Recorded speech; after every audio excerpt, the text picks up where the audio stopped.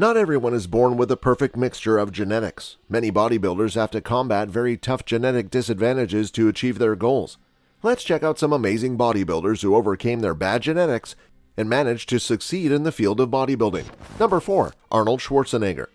This one is not a name you would expect to be on this list, but yes, even the legend Arnold Schwarzenegger has his weaknesses.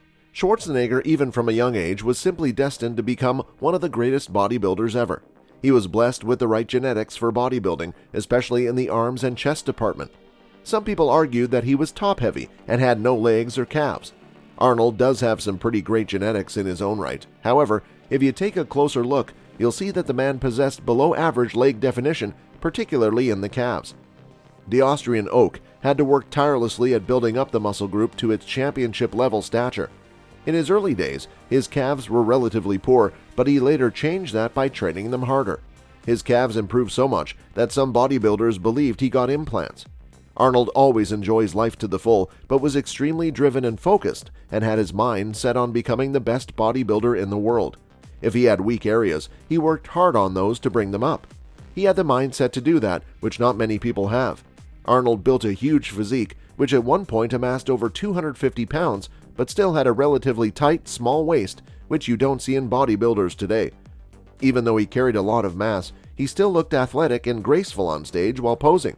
Aesthetics used to be everything when it came to bodybuilding. However, in modern bodybuilding, mass seems to be prevailing over aesthetics. Arnold won Mr. Olympia 7 times, which in those days was unheard of. He also holds the record as being the youngest ever Mr. Olympia winner at 23 years old. Number 3. Dorian Yates. Bodybuilding success is unfortunately partly determined by one's innate physical makeup. This helps to explain why, out of thousands of men and women who take up bodybuilding every year, only a few become professionals, and of them, only 10 have become Mr. Olympia. Dorian Yates is perhaps the greatest British bodybuilder of all time. Certainly, he was the British bodybuilding king of the 90s. He is a 6-time Mr. Olympia. He has stood up on the world stage opposite legends like Ronnie Coleman and come away victorious. He was a brick house of English dominance and power. Yates is well known and well remembered for not having the same aesthetic grace as anomalies like Flex Wheeler. He had to work harder if he was going to take the stage alongside them. This is exactly what he did. In the end, they struggled to keep up with him. He trained so hard and kept his diet so strict that he overcame what he lacked in the genetic department with brute force, determination, and strict, controlled, aggressive willpower. Yates epitomized brutal bodybuilding workouts. However, he kept it controlled at all times. Even as he seemed to go harder and more manic than any man should be able to, he was in total control of every movement. His form was perfect, his programming spot on, and his results came strong and steady. He was simply far more intense than anyone had previously seen. When Dorian Yates was in his prime, the subject of steroids in bodybuilding was a bit more controversial. Nowadays, he can look back and explain why he chose to start juicing in the first place. With that said, the success that he had did not come naturally, as he has been open about his use of steroids in the later years of his career.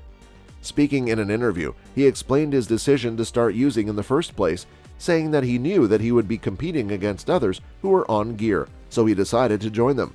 Yates said, "I did it to prepare for my first contest because I'm like, if I'm competing, I know the other guys in the contest are going to be on stuff, so I just wanted to be on an even playing field."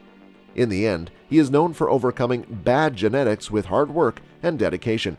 Dorian is often referred to as a source of inspiration because he is seen as an example of a guy who made it despite his bad genetics. Number 2. FRANCO COLUMBU. FRANCO COLUMBU was a power builder. He trained heavily and was known for his strength. As a competitive powerlifter, he was much stronger than Arnold in the gym, and pound for pound he became one of the strongest bodybuilders ever. It was Arnold that convinced Franco to try his hand at bodybuilding, as that was where the money was to be made. One of the most well-known facts about FRANCO COLUMBU is his deep relationship with bodybuilding great Arnold Schwarzenegger. The two were close friends and training partners for 5.5 decades. The two were extremely supportive of each other's ventures throughout the years. They each helped the other out whenever they could. They were oftentimes seen with a smile on their faces whenever they were together. In fact, COLUMBU was even the best man at Arnold's wedding. Franco became one of the best bodybuilders ever, winning the Mr. Olympia contest on 2 occasions. He was extremely muscular and famous for his split upper chest development. For a short guy, his muscle insertions were unfortunately just as short. He did build an incredible physique, but poor arm genetics meant that he was never going to have arms like Arnold. A well-known and respected bodybuilder by the name of Danny Padilla was also short in height, probably about the same height as Franco, maybe even a tad shorter. However, Danny's physique was misleading. Standing on his own, you would never think of Danny being so short. This was due to his long, full muscle insertions. But Franco, on the other hand, didn't have these magical muscle insertions. However, he did build a solid, strong, muscular physique, which in his prime looked tremendous. His chest, abs, shoulders, and especially his back were simply out of this world. His arms, even with his short muscle insertions, still looked fantastic as his biceps genetically peaked high. Franco Columbu demonstrated just how strong he was by competing at the 1977 World's Strongest Man contest, which unfortunately resulted in Franco obtaining a serious injury that took him many years for him to fully recover. His comeback at the 1981 Mr. Olympia, which resulted in him winning, may have been controversial, but given his serious career-ending injury 4 years earlier, in 1977, it was flat-out amazing for Franco to be walking again, let alone training and competing. Number 1. Chris Dickerson. Chris Dickerson is one of the most inspirational bodybuilders in the history of the sport, not only because of what he achieved with his physique, but because of the impact he had on the industry as a person. He was the first black, gay, and over 40 bodybuilder to be crowned Mr. Olympia.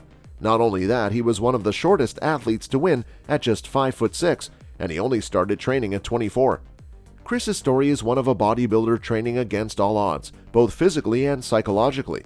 He was starting off in an industry he was too old and short to begin, with a race and orientation most people wouldn't accept. This is how he proved everyone wrong. There were 3 main factors Chris knew were up against him when competing in bodybuilding. That last one is the most important.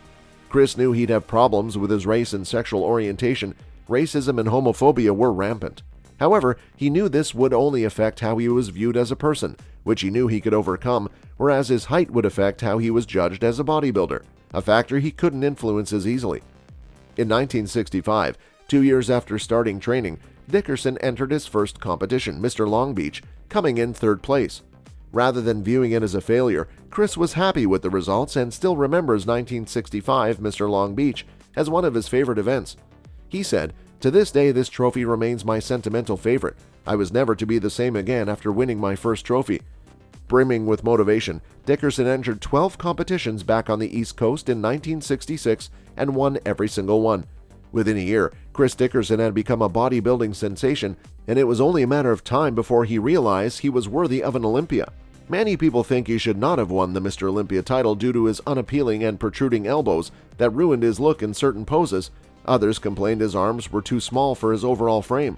Chris Dickerson had a superb lower body, but unfortunately never had the upper body genetics to match. His back was tremendous, no doubt, but his chest and arms were a major letdown for him.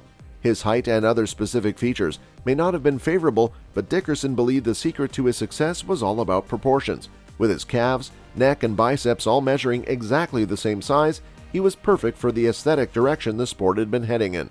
That's all for this video, folks. See you another time.